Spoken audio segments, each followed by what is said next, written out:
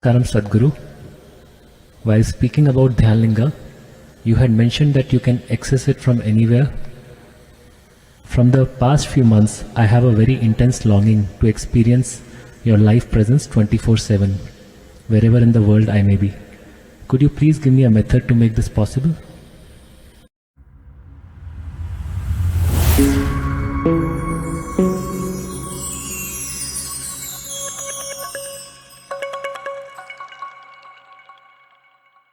What is your understanding of live? You want me on the web all the time? Because today live does not mean I'm alive. Live means I'm online. So, let's understand this.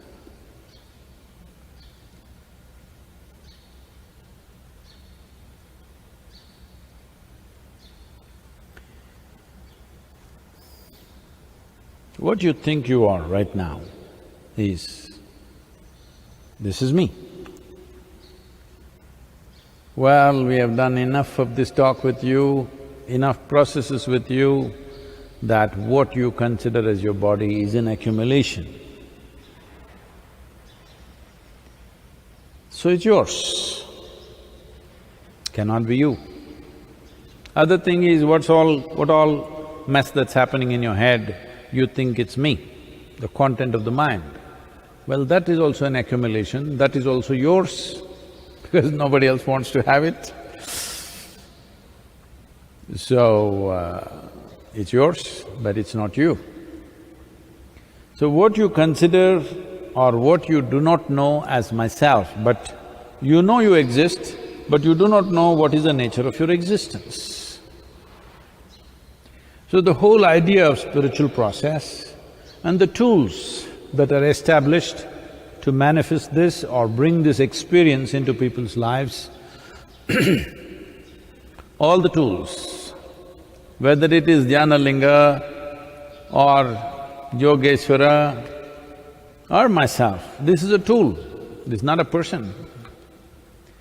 The tool is that something beyond physical is happening around them all the time. Physicality, the basis of physicality is a defined boundary. Without a defined boundary, there is no physical nature. So once something beyond physicality is happening, there is no such thing as boundary, there is no such thing as here and there. Physical can only be either here or there.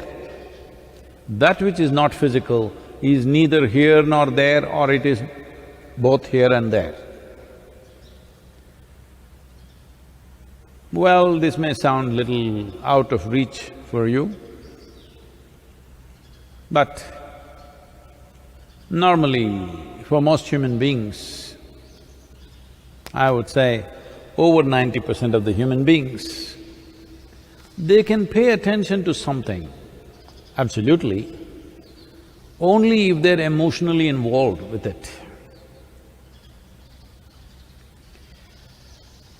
Very few human beings have a mind which can give them absolute involvement without any emotional involvement.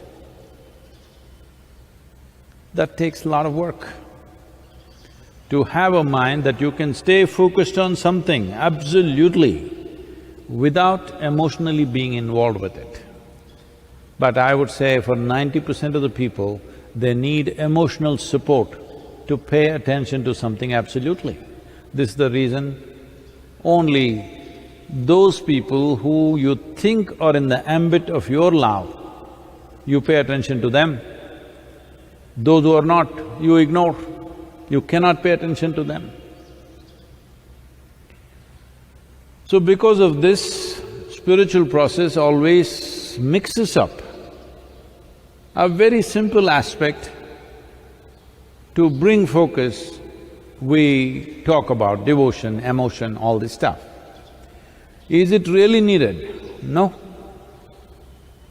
If you could simply, absolutely be, you don't need any emotion, you don't need any devotion. Just sitting here, dry as a stick, you can still reverberate with the energies of this universe. But that is a very small number of people. Others need some kind of… something has to tug them in their heart, otherwise they will not look in that direction. They will look for a few seconds and they'll be here, there, everywhere. Only where they're emotionally involved, they're able to keep a steady focus towards that. Whatever emotionally matters to you becomes the focus of your mind. So it's a wonderful tool that way. So because of that, we brought emotion into the system. Once we brought emotion, you know emotion. It's like that. Because it's like that, channelizing that is a huge challenge and unnecessarily it looks complicated because each person starts interpreting it in their own way because each person's emotion is unique in its own way.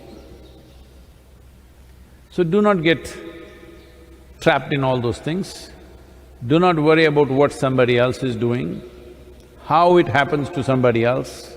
This is why in Isha we've always stopped people from sharing their spiritual experiences because others will get confused. If you say, I was lying down, I was just lying down somewhere in some other part of the world, wherever you are, Mr. what? Acharya? Upadhyaya. Upadhyaya. Sadhguru came.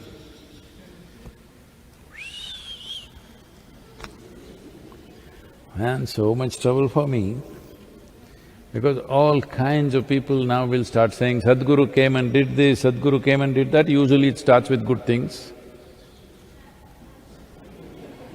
Then after some time, every nonsense that they do, Sadhguru. Right now it's happening to God. Fortunately, he is not here, so it's okay, you can blame him for any damn thing, but you can't access him, so I'm saying at least you cannot punish him, so it's okay. For everything, all the nonsense that happens, I think God wills like this. That's why I'm doing all this idiotic stuff. Now once this thing gets focused on a living person like me, phew, too much trouble. Well, can we make the presence be available wherever you are? Of course, otherwise what's the point? Then it'll be just talking spirituality. Talking spirituality can be inspiration at its best and entertainment at its worst. That's all it can be. Talking about it, talking about it, talking about it. Inspiration is needed in the beginning, but if you need inspiration throughout your life, you're a lost case. Inspiration it's like ignition. Got the engine started. Once you have the engine started, if you keep turning the ignition, it makes ugly noises. Same will happen to people. Once they're sufficiently inspired, there is no need to go on inspiring them, they will become fanatics. If you go on inspiring people, they will become madcaps who will do most illogical and terrible things in the world. Too much inspiration. Inspiration is like ignition to get somebody started, a little bit push. After that, it's over. After that, they must have processes and methods with which they can access. More than anything, somehow, whichever way, involvement. So we are talking about a consecrated form like Dhyanalinga, or myself or yourself. When we initiated you, I have spoken about this, but largely we are avoiding talking about it. We are still calling Shambhavi as initiation. It's not really an initiation because nothing is given, it's a kind of a consecration. All you have to do, your daily practice, it is not like Shakti Chalana Kriya or Shunya meditation where there is a specific process. Here, all you're doing is, it's like you It's like sweeping the temple. People every day are sweeping Dhyanalinga temple. They're not recharging Dhyanalinga or doing something. There are no rituals, there are no processes, just sweeping the temple, keeping it clean. This is all you're doing with Shambhavi. You are not doing anything to boost yourself, just keeping it clean because it's consecrated. If you don't keep it clean, suppose if you do not keep your window panes clean, suddenly even the sun doesn't seem to be bright enough. Even the sun is not bright enough because your window panes are not clean. Or you got a cataract, suddenly even the sun is not bright enough. This can easily happen. So all you have to do is keep it clean. Sadhguru, I'm doing my practice once a month, once a day. I'm just being mean, just like that, it's a holiday.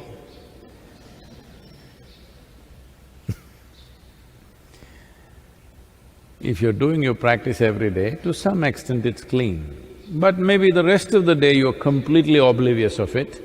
So one simple thing you can do is use something, anything. Maybe a picture, maybe a mantra, maybe just a sound, maybe just a reminder on your phone, just anything that mentally, emotionally, you just get connected to that aspect as many times as possible in a day. That if you close your eyes, only that appears. Right now still all those cinema stars and others are appearing, so you're not feeling it. It's not that it's not there. You're not… See, when you do the practice, you feel it. During the day, you're not feeling it because you let other things dance. Item numbers are happening. So, you do anything, use anything you want, maybe a reminder on the phone, maybe a picture that you will look at it, or a phone screen, you put something as a screensaver, or a chant, you yourself chant or you listen to a chant, do something. All we are trying to do is mentally, emotionally, you're focused in one direction. If you do this much, the presence will be strong. Even now it's there, but like with cataract, how can you see? You're just trying to remove the cataract, that's all. It's very much possible to experience any dimension of life which is not limited by physical nature. You have no problem feeling it and experiencing it and knowing it. Distance is not an issue, there is no distance for non-physical dimension. Distance is a manifestation of physicality. If there's an inch, there is a mile, if there's a mile, there is 10,000 miles. That's how it is. From an inch to a light year, there is distance only because of physical objects. If there is no physicality, distance means nothing. So this is not a physical dimension. So, feeling it, knowing it, experiencing it will not be a challenge if there is a certain amount of focus towards that. You create your own device, how to remind yourself every few minutes or once an hour or whatever you like, it will happen.